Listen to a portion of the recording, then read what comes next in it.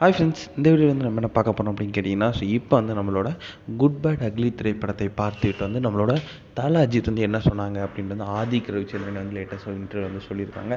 அந்த ஒரு விஷயம் தான் இப்போ வந்து ரசிகர் மத்தியில் ரொம்ப ட்ரெண்டிங்காக போயிட்டுருக்கு. ஸோ அதை பற்றி அந்த வீடியோ டீட்டெயிலாக பேச போகிறோம். ஸோ அனைவரும் வந்து ரொம்ப ஆவலாக காத்துட்டு இருக்க ஒரு திரைப்படம் தான் குட் பேட் அக்லி அப்படின்னு சொல்லலாம். அந்த திரைப்படம் வந்து வருகிற தேர்ஸ்டே வந்து ரிலீஸ் ஆகுது அப்படின்றதுனால வந்து ரசிகர்கள் ரொம்ப ஆர்வமாகவே இந்த திரைப்படத்தை காத்துக்கிட்டு இருக்காங்க.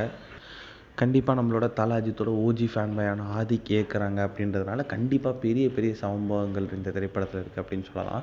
ஸோ இந்த திரைப்படத்தில் வந்து நம்ம மேலும் வந்து த்ரிஷா வந்து நடிச்சிருக்காங்க. ஸோ அர்ஜுன் தாஸ் நடிச்சிருக்காங்க. ஸோ இந்த மாதிரி வந்து ஒரு சிம்ரன், பிரியா வாரியர், ஜாக்கி ஷெரீப், இந்த மாதிரி ஏகப்பட்ட பேர் வந்து இந்த திரைப்படத்தில் ரொம்ப முக்கியமான ரோலில் நடிச்சிருக்காங்க அப்படின்னு சொல்லலாம்.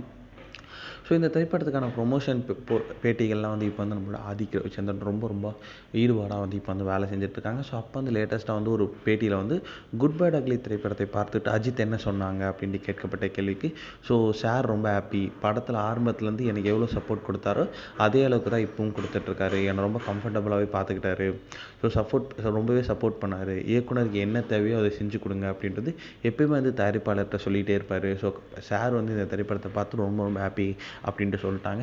ஸோ கண்டிப்பாக இந்த ஒரு திரைப்படத்துக்கான ரசிகர்கள் ரொம்ப இந்த ஒரு விஷயத்துக்கு அப்புறம் ஆவலாகவே காத்துக்கிட்டு இருப்பாங்க.